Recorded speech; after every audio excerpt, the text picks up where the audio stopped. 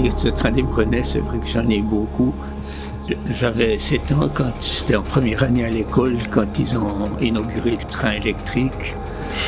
Et puis avant, c'était le train à vapeur. Je me souviens encore bien d'avoir pris ce train à vapeur quelques fois.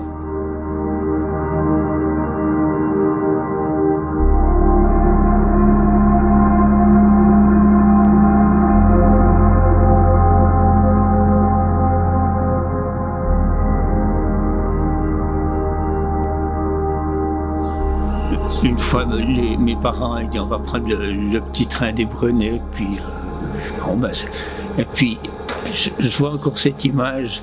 Il y avait un monsieur qui était très grand, assez corpulent, qui était debout dans le wagon, et puis on m'avait dit que c'était un petit train, et puis moi je voyais ce monsieur qui était debout dans le wagon, alors j'ai dit mais il est immense ce train. Puis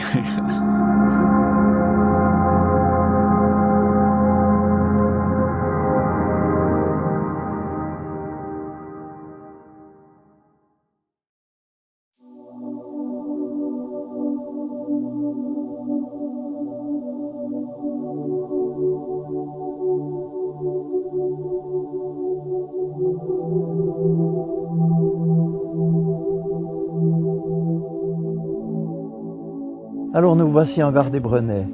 Les Brenets, la gare, le chemin de fer, mais ça ne va pas de soi, parce qu'à l'origine, les Brenets rêvaient d'être sur une grande ligne.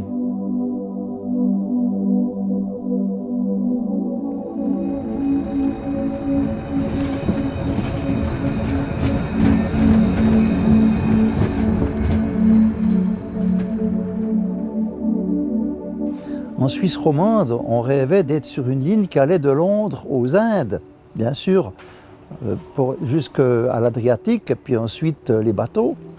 Et alors cette ligne, qui aurait dû aller de Londres aux Indes, elle passait à Paris, et puis après elle devait aller de Paris à Zurich, parce que pour traverser les Alpes, c'était prévu au Lukmanier, qui était même déjà concessionné.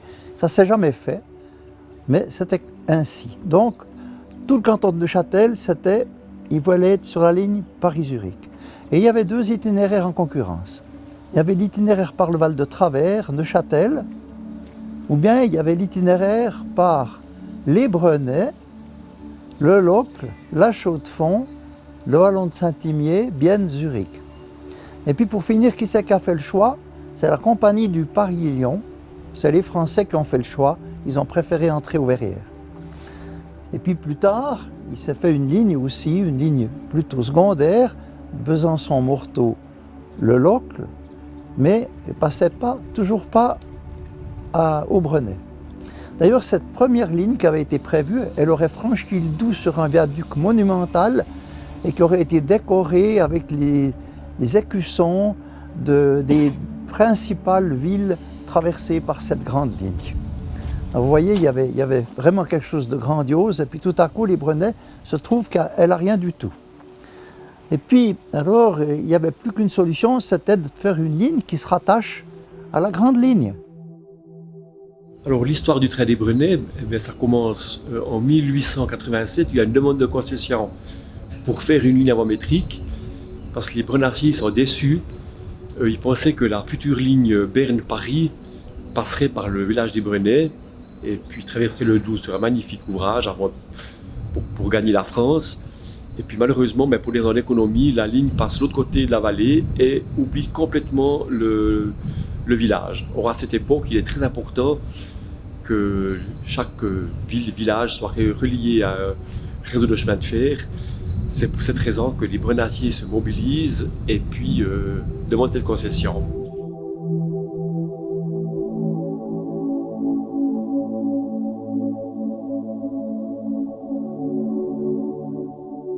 Et alors, là, il fallait de l'argent.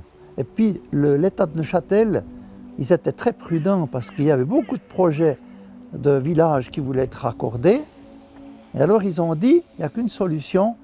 Quand vous aurez récolté la moitié de l'argent nécessaire, nous, on paye l'autre moitié. Alors, les Brenets se sont mis en quête de trouver l'argent, mais ils n'arrivaient pas à avoir le montant. Et là, il y a un citoyen qui s'appelait Frédéric Perret, qui a dit, moi, je mets la différence, je vous mets ce qui manque. C'était vraiment un geste merveilleux. Et alors, on a baptisé une des locomotives à vapeur du nom de le Père Frédéric. Ils ont dit, c'est pas parce que nous nous inclinons devant l'argent, mais c'est pour rendre hommage au sens citoyen de cette personne. Et alors, en 1890, la ligne a été ouverte depuis les Brenets jusqu'au Locle. En perçant la montagne, il y a 3 tunnels.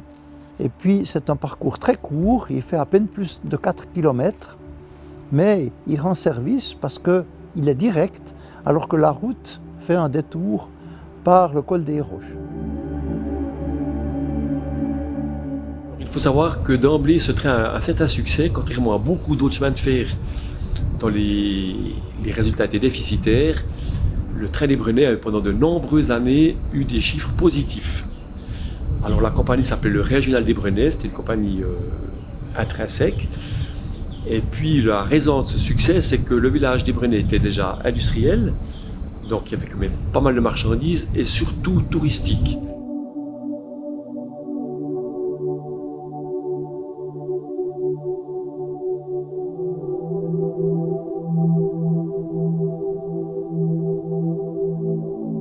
En particulier quand le Doubs gelait, donc il gelait plus fréquemment qu'aujourd'hui. Et quand le Doubs gelait, c'est une patinoire magnifique, de plusieurs kilomètres de long, et là il y avait une affluence extraordinaire et on parle qu'il y a eu même jusqu'à 6000 voyageurs par jour qui ont été transportés. Parfois l'hiver, il y a eu un nombre de passagers inouï et alors le train à vapeur, il devait prendre tout son matériel pour trimballer ça. Alors il avait 8 voitures et puis il mettait une locomotive à chaque bout du train et il faisait la navette plusieurs fois pour emmener tout ce monde et puis en fin d'après-midi pour les retourner au Locle. Et on raconte que, justement, il y avait en fin d'après-midi un pasteur qui avait dû venir au Brenet, et puis alors il s'est trouvé dans un train pratiquement vide du Locle au Brenet, puis au Brenet, c'était noir de monde qui a pris d'assaut le train, et lui il n'a pas pu sortir, il a dû retourner au Locle. Et cette ligne, elle a connu non seulement un trafic pour les gens du pays, pour les gens du lieu, mais elle connaît un certain trafic touristique parce que le Doubs attire du monde, et le saut du Doubs, et les bateaux sur le Doubs. Alors après, quand il y a eu la guerre, manque de charbon, tout ça, on s'est dit qu'il faudrait peut-être électrifier, ce serait quand même mieux. Et puis on a réussi à trouver l'argent pour électrifier la ligne en 1950. 1er juillet 1950, les automotrices prenaient le relais des trains à vapeur.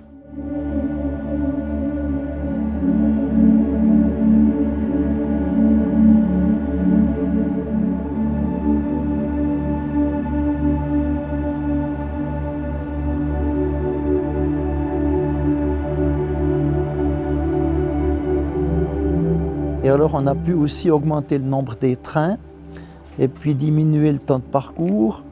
Et puis ce matériel de 1950, il est toujours là. C'est toujours ce matériel qui circule sur cette ligne. Ce matériel, on est à 73 ans aujourd'hui et il roule toujours. Alors il y a une particularité à l'époque, comme il n'y a pas trop de moyens, il n'y a jamais eu trop de moyens dans la région pour les chemins de fer, il a été choisi d'acheter ce matériel en Italie. Le matériel a été construit à Reggio Emilia par la Reggiane et puis c'est peut-être pour ça que ces automotrices ont peu vieilli, elles ont un beau design. On reconnaît peut-être la patte des constructeurs italiens. L'équipement, les bogies ont été fournis par Tecnomasio Milano, qui était une filiale de Braun Boveri. Et ces machines ont été rapatriées en Suisse pour être équipées par Secheran à Genève de tout l'équipement électromécanique. C'est des petites machines qui offrent 50 places assises, qui pèsent 24 tonnes. Donc, une charge à l'essieu modeste qui fonctionne très très bien. Il faut savoir qu'à l'époque, il n'y avait pas de chauffage à l'intérieur, c'était uniquement les rhéostats de la traction qui, en montant et en descendant, chauffaient les compartiments de la locomotive, l'automotrice. Et en hiver, eh bien, on récupérait la chaleur, puis en été, on la mettait dehors par des simples volets.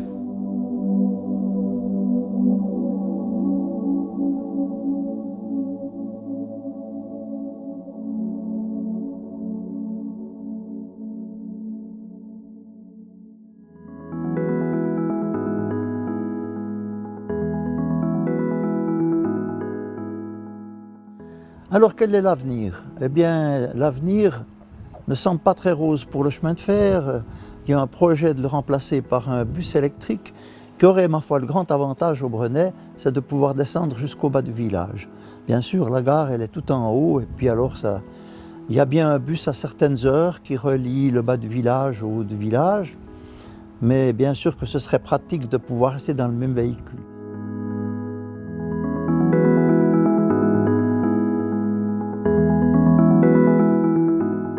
Il faut gravir 4 marches très hautes et très raides pour atteindre la plateforme de la cabine. Les quais sont très très bas. La sécurité dans les tunnels est difficilement assurée. C'est-à-dire que le tunnel est tellement proche du train qu'il est impossible de sortir par les côtés. C'est pourquoi les trains ont une porte à l'avant et à l'arrière pour permettre l'évacuation d'un train bloqué. Tout ceci, en fait, empêche l'achat de nouveaux matériels roulants pour 2 raisons principales. La première est que le matériel roulant est plus large que le matériel de l'époque et va toucher le tunnel et toucher les cailloux et donc ne peut pas emprunter le tunnel en l'état. Et la deuxième est que du matériel roulant avec les ouvertures à l'avant et à l'arrière, ça n'existe plus et ça devrait être sur mesure et donc le coût pour le changement du matériel roulant serait très très important.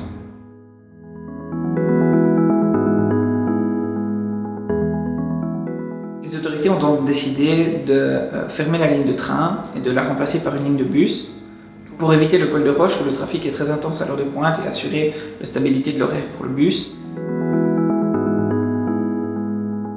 Le bus va emprunter une partie du tracé actuel du régional, c'est-à-dire principalement le tunnel des Petits Monts qui doit être élargi pour permettre au bus de passer. Donc le bus va quitter la gare du Locle, entrer sur la ligne de train qui va être goudronnée et rejoindre la route cantonale au bas des Frettes avant de rejoindre les Brenay et de desservir l'entier du village jusqu'au parking des Pargots, ce qui permettra d'assurer une correspondance avec le trafic qui vient de France, notamment avec ce parking qui serait utilisé comme parking des Champs. Ce projet n'a jamais été annoncé avant 2020 dans toutes les discussions sur la stratégie cantonale de mobilité Neuchâtel 2030.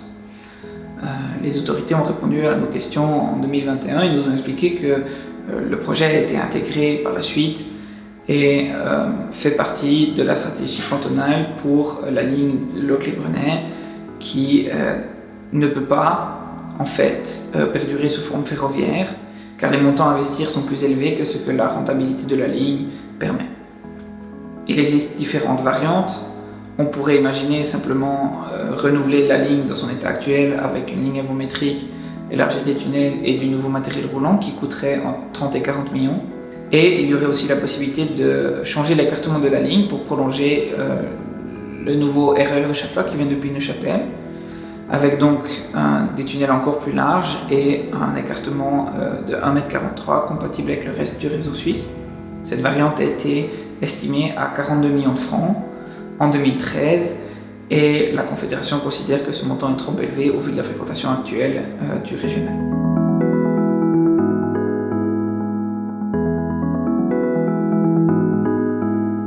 Elle a été longtemps menacée de fermeture, elle a été longtemps critiquée pour son manque de rentabilité. En 2020, le coup près est tombé, les autorités cantonales ont annoncé avoir obtenu de Berne 15 millions de francs pour la transformation de la ligne de train en une ligne de bus.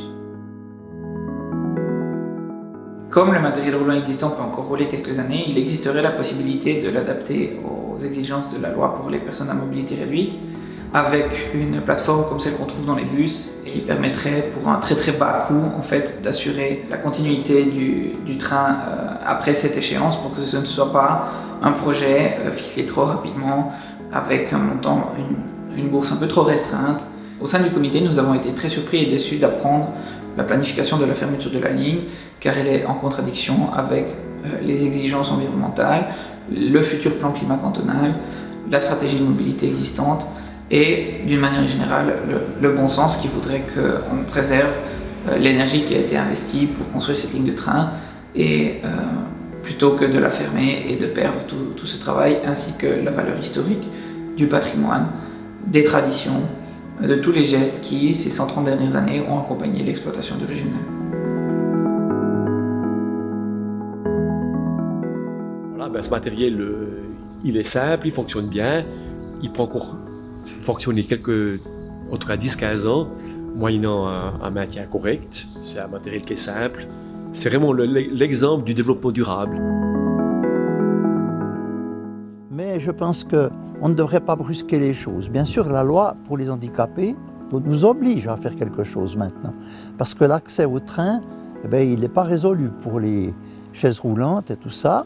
Mais on pourrait adapter le matériel actuel à faible coût et puis mettre un bout de quai surélevé aux 4 arrêts de cette ligne.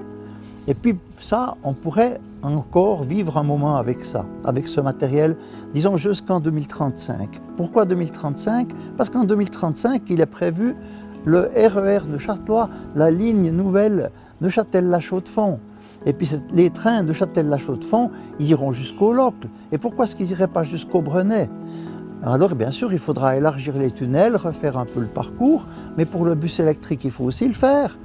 Et alors là, on aurait une solution parce que les Brenay restent sur la carte ferroviaire mondiale.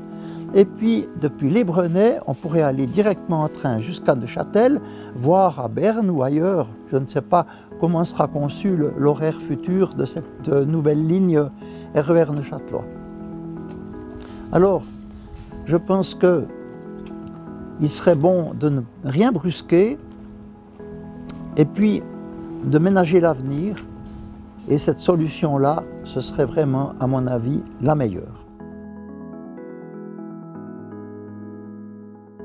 Ma liberté, j'y renoncerais peut-être pour quelque chose qui me plairait au moins autant que de conduire le train ici dans la vallée.